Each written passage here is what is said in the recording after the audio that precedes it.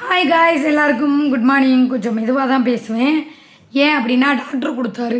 அந்த மாத்திரை போடுறப்ப பார்த்தீங்கன்னா கொஞ்சம் நல்லா இருந்துச்சு வாய்ஸு. இப்போ நேற்று போய் இந்த தீர்ந்து போச்சுன்னு சொல்லிட்டு பக்கத்தில் இருக்க மெடிக்கலில் வாங்கிட்டு வர சொன்னேன். கடைசியில் பார்த்தா அவர் கொடுத்துருக்க மாத்திரை எப்படி கொடுத்துருக்காரு, சத்து மாத்திரையெல்லாம் சேர்த்து கொடுத்து விட்ருக்காரு. என் காலை கொடுமை. அப்பையும் டாக்டர் 5 நாளைக்கு வாங்கிக்கமா அப்படின்ட்டு தான் சொன்னார். நான் தான் சரி எதுக்கு மாத்திரையை வாங்கி வேஸ்ட்டு பண்ணணுமே அப்படின்னு சொல்லிட்டு விட்டுட்டேன். சரிங்களா, இப்போ போய் திருப்பி இந்த பேப்பரை கொடுத்து வாங்கணும். இல்லைனா நாளைக்கு இன்றைக்கி இல்லை 2 நாள் ஆஸ்பத்திரிக்கு போகணும். இப்போ இந்த வாய்ஸே நான் அவ்வளோ ஒரு கஷ்டப்பட்டு பேசிக்கிட்டு இருக்கேன். ஏன்னா டாக்டர் சொன்ன ஒரே விஷயத்த எப்போவுமே டாக்டர் சொல்கிறாங்கன்னா அதை நம்ம ஃபாலோ பண்ணிக்கணும். அதே மாதிரி தான் வக்கீலும் ஒரு பிரச்சனை வருதுங்கும் போது, ஏம்மா நீங்கள் இப்படிலாம் பேசக்கூடாது, இப்படி இருக்கணும், நீங்கள் இந்த மாதிரி பெயிலில் போயிருக்கீங்க, இந்த மாதிரிலாம் நடந்துக்கணும்னு சொல்லுவாங்க. அதை கேட்காம நம்ம திமிர்றது பண்ணால் திருப்பி ஜெயிலுக்குள்ளே தான் போகணும். அந்த மாதிரி ஒரு மருத்துவர் சொல்கிறத கேட்டால் தான் நம்மளோட உடம்பு சரியாகும். அவர் சொன்னது 5 நாளைக்கு நீங்கள் மௌனம் விரதம் மட்டும்தான் இருக்கணும், சுத்தமாக பேசவே கூடாது. ஏன் அப்படியே மெதுவாக கூட பேசக்கூடாது. நீங்கள் எதுவும் பேசுகிறோன்னா கூட பக்கத்தில் அவர் இருக்கார், செய்கை காட்டுங்க, இல்லை எழுதி காட்டுங்க. நீங்கள் பேச பேச பேச என்ன ஆகும்னா இந்த சைடு 2 சைடு இருக்கிற அந்த புண்ணு பெருசாகும், அதிகமாகும்னு சொன்னார். நான் என்ன நினச்சேன், நம்ம பொழப்பே இது தானாங்க, வீடியோ போடுறதா நம்ம பொழப்பு அப்படின்ட்டு. ஒரு 2 நாளாகவே உங்களுக்கு தெரியும். நேற்று கூட நல்லா இருந்துச்சு. அவர் மாத்திரை கொடுத்தது சாப்பிட்டது நல்லா கிளியராக இருந்துச்சு. காலைல எந்திரிக்கும் போது என்னோடய வாய்ஸ் ரொம்ப ஸ்மூத்தாக இருந்துச்சு. இப்போ கூட நான் எவ்வளவு கஷ்டப்பட்டு பேசுகிறேன். இந்த பாருங்கள், இந்த நரம்பு வெடிக்கிறதுலே உங்களுக்கு தெரியும். இங்கேருந்து பேசுகிறேன், அட்டி வயிற்றுலேருந்து பேசுகிறேன். இருந்தாலும் பேசி ஆகணும். ஏற்கனவே இதுக்கெல்லாம் வந்ததே எனக்கு கிட்டத்தட்ட எவ்வளோ ரூபா நட்டத்தில் உட்காந்துருக்கேன். ஏன் அப்படின்னு கேட்பீங்க. புள்ள வந்ததெல்லாம் யாரும் பாரமாக நினைக்கல. நல்லா கேட்டுக்கோங்க. காலையில் நைட்டு என்ன சொல்கிறேன், நான் சீக்கிரம் படுப்பேன், காலைல சீக்கிரமாக எந்திரிப்பேன்னா சரி அப்படின்னு சொல்லிட்டு நான் பார்க்குறேன். எனக்கு முன்னாடி அவன் எந்திரிச்சிட்டு காலங்காத்தாலே இந்த வாசப்படியில் போய் உட்காந்து விளையாண்டுக்கிட்டு இருக்கேன். சரி விளையாடுறேன், சத்தம் இல்லாமல் விளையாடணும்னு சொல்லிட்டு இருக்க வேண்டியதானே. நாங்கள் வீடியோ எடுக்கிறதுக்காக எல்லாம் எடுத்து வச்சுட்டு எனக்கு தூக்கம் கிளையில், தூக்கம் கண்ணை கொண்டே சொக்குது. சரின்னு சொல்லிட்டு என்ன பண்ணுறோம், வீடியோ எடுக்கிறதுக்காக அப்படி வீடியோ எடுத்துகிட்டு உட்காந்துக்கிட்டு இருக்கோம். என்ன பண்ணேன், உள்ளே போய் அவன் பெரியவன் தூங்கிக்கிட்டு இருந்தேன். நான் சத்தம் இல்லாமல் கதவை சத்திட்டு வெளியே வந்துட்டேன். ஏன்னா அவன் வெளியே வந்தால் இவனுக்கு பேட வரல மூளை வரலன்னு நேற்று நடந்த 7:30 பார்த்தீங்க. சரி நான் அவன் வாடகை தூங்கிட்டுனேன். இந்த கேடக்கும்பேன் அங்கே போய் பெட்டில் படுத்துக்கிட்டுங்க, ப்ரோ இப்படி போங்க, அப்படி போங்க, அது போங்க, இது போங்கன்னு கத்துன்னு கத்தி 10 நிமிஷம் வீடியோக்குள்ளே அவளை அனுப்பி விட்டாங்க. இப்படி கத்தாதரா, அவன் எந்திரிச்சு வெளியே வர போகிறாண்டான்னு சொல்லி வாயை மூடுனேன். அதுக்குள்ளே பெட்டை தூக்கிட்டு வந்துட்டாங்க. இப்போ காலையில் இவன் என்ன பண்ணுறான்னு பார்க்குறீங்களா. நான் சொன்னால் நீங்கள் யாருமே நம்ப மாட்டீங்க. மணின்னா இது 10 மணி ஆக போதா. அங்கே வருங்க, காலைல 8:30 மணிக்கெலாம் அவன் எந்திரிச்சிட்டேன். அவன் என்ன பண்ணுறான்னு மட்டும் பாருங்க.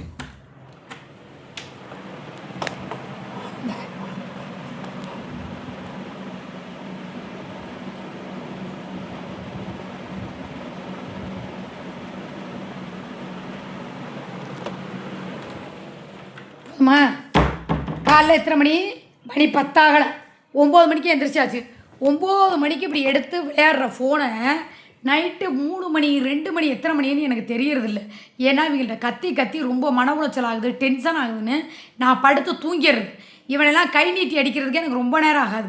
கை நீட்டி அடித்தா எதிர் குரூப்பு பூரா நாங்கள் 2 நேரம் சேர்ந்து காமத்துக்காக அடிச்சிட்டோன்னு சொல்லி எல்லாம் இது பண்ணுவாங்களேன்னு நான் அமைதியாக இருக்கேன். இவன் இருக்கேன் பாரு கூட ஒருத்தன். அவன் என்ன சொல்கிறேன், நீ கண்டிக்க மாட்டேங்கிற எச்சக்கலை கண்டிச்சு தானே என் தொண்டை அப்படி போச்சு. ஏங்க ஒரு தலைக்கு சொந்த பையில போய் எப்படி கை நீட்டி அடிக்க முடியும். இதுவே அவனா இந்த முந்தா நாள் தான் அந்த வெளுத்தேன். பார்த்தா இன்றைக்கி உட்காந்துக்கிட்டு கத்திக்கிட்டு அந்த ஏற்ற மாதிரி அவள் ஆயப்பெல்லாம் நல்லா சோறாக்கி வச்சுட்டு போயிடுவாங்க போல இருக்குது. உட்காந்துக்கிட்டு பொழுது அன்றைக்கி சுடு ஏங்க இருக்கிறதே இதுதான் வீடு. இந்த வீட்டில் என் கூட இருக்கா மத்தியா, இங்கே அவங்கள படுக்க வச்சா பேப்பர் படிக்க எனக்கு இடைஞ்சலாக இருக்குது, எனக்கு கீழே உட்காந்தா நோனி வலிக்குதும்பேன். சரி அங்கே போய் படுத்து தூங்குடா அப்படின்னு சொல்லி அங்கே போய் படுக்க வச்சா எனக்கு கக்கூசு வராது, எதுக்கு இங்கே படுத்தாங்கன்னு கேட்பாங்க. அங்கே ரூம்குள்ளே போய் படுக்க வச்சா என்ன இங்கே படுத்துருக்காங்க, நான் எப்படி துணி மாற்ற முடியும், நான் எப்படி அதை பண்ண முடியுமாங்க. அப்போ எங்கே தான் போய் அவங்க படுப்பாங்க, எங்கே தான் போய் இருப்பாங்க. இந்த இலவு கருமாந்திரத்துக்கு தான் நான் ஒரு ரூமை பிடிச்சி தர்றேன். பேசாமல் போய் நீங்கள் வாட்டுக்கு சோறு கூட ஆக்கி கொண்டு கூட நான் வச்சிட்றேன், பேசாமல் போட்டு சாப்பிட்டுக்கிட்டு. ஏன்னா எங்களுக்கு வீடியோ போடுறதுக்கு வீடு முழுக்கவே எங்களுக்கு தேவை. யாராவது 2வது வீடியோ போடுறோம், அமைதியாக இருக்காங்கன்னு நீங்கள் நினைக்கிறீங்களா. அவங்க கத்துற கத்து சுடு சுடு சுடு அந்த கேமை எத்தனை பேருங்க உங்கள் வீட்டில் அந்த பிள்ளைங்க விளையாண்டு பார்க்குறீங்க? எனக்கு உண்மையாலுமே சொல்கிறேங்க, ரொம்ப டிப்ரெஷன் ஆகுதுங்க. அந்த சவுண்டு எனக்கு பிடிக்கவே மாட்டேங்குது. கீச்சு கீச்சு கீச்சு கீச்சு கீச்சு கீச்சுன்னு கத்துறானுங்க. சரசரன்னு அது ஒரு மாதிரியாக இருக்குது. பல வாட்டி நான் சொல்கிறேன், எனக்கு பிடிக்கலைன்னா என் காதில் அதே மாதிரி என்ன தெரியல, அந்த காலையில் தூங்கி எந்திரிச்ச உடனே கெட்ட வார்த்தை பேசுகிறது, அப்புறம் பார்த்தா வந்து சம்மந்தமே இல்லாமல் பேசுகிறது, இதெல்லாம் பேசினா எனக்கு பிடிக்காது. நாங்கள்லாம் இருக்கும்போது வீடியோ போடுவோம், வீடியோ போட்டு முடித்தோடனே பேசாமல் போய் நான் கொஞ்சம் நேரம் படுத்து ரெஸ்ட் எடுத்துவேன். இப்போ கூட பாருங்கள், இன்றைக்கி எனக்கு தொண்டை அவ்வளோ இருந்தாலும் டாக்டர் பேசக்கூடாதுனாலும் நான் வீடியோ போடுறேன்னா அவ்வளோ ரூபா நட்டத்தில் உட்காந்துருக்கோம். அடுத்த மாதம் எங்களால் சமாளிக்கவே முடியாது, அவ்வளோ தூரம் இருக்குது. சரி, இன்னும் 2-3 நாள் இதை வச்சு எப்படியாவது ஓட்டி எப்படியாவது எகிரிப்பு தொட்டுருவோம் அப்படின்னு தான் நான் உட்காந்துக்கிட்டு இருக்கோம். காலங்கத்தான் இந்த போனை பிடிங்கி வச்சுட்டு போயிட்டேன்.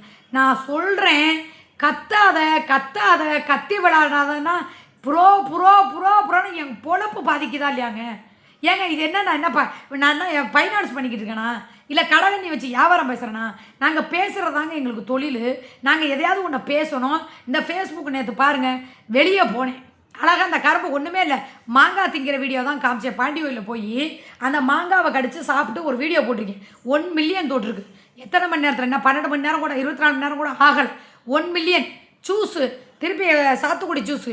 வெளியே போகிறேன்னா, 4 விஷயத்தை யோசிக்கிறேன்னா, வீடியோ எடுக்கிறேன்னா, இப்படி மைண்டு ஃப்ரீயாக இருந்தால் தான் நாங்கள் வீடியோ போட முடியும், சம்பாதிக்க முடியும், எல்லாம் பண்ண முடியும். இப்படி நாரதை மாதிரி இப்படி 2 பக்கத்தை உட்காந்துக்கிட்டு வீடியோ வந்து நாங்கள் இந்த இப்போ காலையில் கூட பாருங்கள், உட்காந்து பேசிக்கிட்டே இருக்கோம்.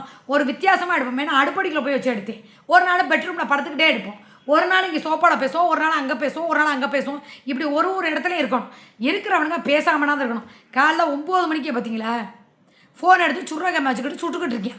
இவெல்லாம் விளங்குவானா? முதல்ல இந்த இளவடுத்தவன்ட்ட கத்தியும் அந்த இளவடுத்தவன்ட்ட கத்தி தாங்க எனக்கு தொண்டை போச்சு. இதுக்கு முன்னாடி என் தொண்டை அப்படியா இருக்கா? நீங்கள் நல்லா என் வீடியோ போய் பின்னாடி போய் பாருங்கள். இவங்க வந்ததுக்கு பின்னாடி தான் நான் இவ்வளோ கத்திருக்கேன். இவனெல்லாம் கத்துனாச்சி போடா நாய் அப்படின்ட்டு நான் விட்டுட்டு பேசாமல் நான் பாட்டுக்கு இருப்பேன். எவ்வளோ தூரம் தெரியுமா எனக்கு பாதிப்பு? ஏங்க கை காலில் அடிபடலைங்க, கை கால் இல்லைங்க, எனக்கு வாய்ஸ் தாங்க. இப்போ இந்த குரல் இருந்தால் தாங்க நான் பேச முடியும். நேற்று கூட பேச முடியல, மைக்கு மாடிக்கிட்டு பேசுகிறேன். இப்போ மைக்கு இல்லை, இருந்தாலும் எடுத்துகிட்டு போயிட்டேன் உங்களுக்கு. அப்படி 2வது பார்க்குறேன், அதை உட்காந்துக்கிட்டு அப்படியே சம்மந்தின்னு சொல்லி ஒருத்தன் கமாண்டு போட்டோன்னே இவன் சொல்கிறேன், அவங்கெல்லாம் வந்தால் உன்னை அவ்வளவுதான். அதே வார்த்தையை தான் நான் கேட்குறேன். அவங்கெல்லாம் பெரிய டான் டக்கராவாக இருக்கட்டும், பெரிய வெண்ணையலாக இருக்கட்டும், வெண்ணையை தான் அப்படி காதல் பண்ணு, மயம் கல்யாணம் பண்ணுற வயசில் போய் உட்காந்துக்கிட்டு லவ் யூ புச்சி நீ சொல்லுமான்னு சொல்லி சேர்ந்து கேக்கு வெட்டினாங்களா? சேர்ந்து வந்து சப்ஸ்கிரைபருக்கு கேட்க வெட்டினாங்களா? பெரிய டான் மாதிரியே பேசுகிறேன். இப்படி தானே கொஞ்சம் நாளைக்கு முன்னாடி ஐயோ அவங்க குடும்பமா இப்படி அப்படி, எவ்வளோ பெரிய குடும்பமாக இருந்தாலும் பொம்பளை கௌரவமாக இருக்கிறது தான் பாப்பாளிங்க ஒழிஞ்சி இப்படி ஊர் பயலுக்கு கப்பையை குழந்து விட்றதுக்கு விட்டு பார்க்க மாட்டாங்க. பிரியாணி நான் மட்டும் கூட்டமாக ஒன்று சேர்றாங்க இல்லை திங்கிறதுக்கு. இதே நீ காலில் புண்ணு வந்து கிடந்தில்ல, சுகர் புண்ணு வந்து முடியாமல் கிடந்தில்ல, இதே நொண்ணனுக்கு வந்து கேட்க வேண்டியதானே? இதே உங்கள் சம்மந்தக்காரம்மா வந்து அண்ணே என்னென்ன முடியலைங்கிறாங்க, எந்த ஆஸ்பத்திரியில் இருக்கீங்க, அந்த இப்போ தான் டொரும்பாங்க. வந்து ஆஸ்பத்திரியில் வந்து என்ன ஏது என்னாச்சு ஏதாச்சும் சொல்லி கேட்டிருக்கலாம்ல. அது என்ன பிரியாணினா மட்டும் ஒன்று சேர்றீங்க, மற்ற நேரம் நீ செத்தா கூட என்னன்னு சொல்லி கேட்குறதுக்கு நாதி இல்லை. உன்னையெல்லாம் இன்னும் அப்படியே வாங்க சாப்பிடுங்க, ஏன்னா யாரும் இல்லைன்னு கவலைப்படுறீங்கன்னு உன்னையெல்லாம் கூப்பிட்டு தலைவாழை விருந்து வச்சு உன்னை அப்படியே உன் குடும்பமும் உன் சொந்தக்காரமாமா உன் குடும்பமும் கவனிச்சிருச்சுன்னு வச்சுக்க, உன்னையெல்லாம் கையில் பிடிக்க முடியாது. கடவுள் அதனால தான் உன்னை என்கிட்ட ஒத்துப்பட்டு சோறு கொடுக்கணும் திங்கணும்னு சொல்லி நீ செய்த பாவமோ உன் பரம்பரை செஞ்ச பாவமோ நீ இப்படி வந்து என்கிட்ட வந்து ஒத்துப்பட்டு பிச்சை கூட எடுத்து குடிக்கிற மாதிரி கஞ்சி குடிக்கிற. புரியுதா? நான் என்ன கேட்குறேன்னா, எப்படி நீ இவ கூட இருக்க, போன வாட்டி அந்த அம்மா என்ன சொன்னிச்சு, ஏன்னு எப்படி இருக்கீங்க குடும்பத்தோடையே வந்துருங்கண்ணே அப்படின்னு சொல்கிறீங்களே, அதே வாய் இப்படி இருக்கீங்களே, இது தப்பு இல்லையா? என் பிள்ளைய தான் கொடுத்தேன், இப்படி ஆகிப்போச்சு, இந்த பேரனுக்காக நீங்கள் ஒழுக்கமாக வாழக்கூடாதா? அவர் தான் ஆம்பளை, தப்பு பண்ணிட்டாரு, சரி அவ 6-7 வருஷமாக இருக்கிறாங்க, நீங்கள் என்னாவது கரெக்டாக இருந்து குடும்பத்தை பார்த்துக்க வேண்டியதானே அப்படின்னு அதே அந்த ஊர் மேஞ்ச அவசாரிக்கிட்ட சொல்ல வேண்டியதானே, கேட்க வேண்டியதானே? அவள் ஹோட்டலுக்கு கூட்டிகிட்டு போய் வாங்கி கொடுக்குற சாப்பாடு இனிக்குது, அப்படியே பிரியாணி இனிக்குது, மற்றதெல்லாம் இனிச்சு கிடக்குது. நல்ல நாள் பெரிய நாளுக்கு குண்டா நிறையா பிரியாணி கொடுத்தா குடும்பத்தோடு திங்கிறீங்க, அப்புறம் எப்படி யோக்கியதை பற்றி பேச முடியும்? முதல்ல நீ உன் குடும்ப யோக்கியதை என்ன, இந்த அவங்க யோக்கியதை என்ன எல்லாம் எங்களுக்கு தெரியும். பிரியாணினா வாயை புழக்கிறதுக்கு மட்டும்தான் அவங்க. நீ செத்து போயோ இழுத்து போயோ கிடந்தா எந்த நாய் உன்னை ஏன்னு கேட்காது.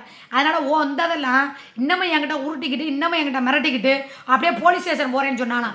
நான் திரும்பி அதை தான் சொல்கிறேன், போலீஸ் ஸ்டேஷனுக்கு போறியா நீ தாராளமாக போ, ஒரே வார்த்தை தான் நான் கேட்பேன், சார் என்ன சார் இவன் புருஷன்னு கம்ப்ளைண்ட் கொடுத்தாலா? சரிங்க சார் நீங்கள் சொல்கிறத நான் ஏற்றுக்கிறேன், முதல்ல என் புருஷன் பாலவன் நான் இருந்தாங்கன்னு சொல்லி எல்லாத்தையும் வைப்பேன்.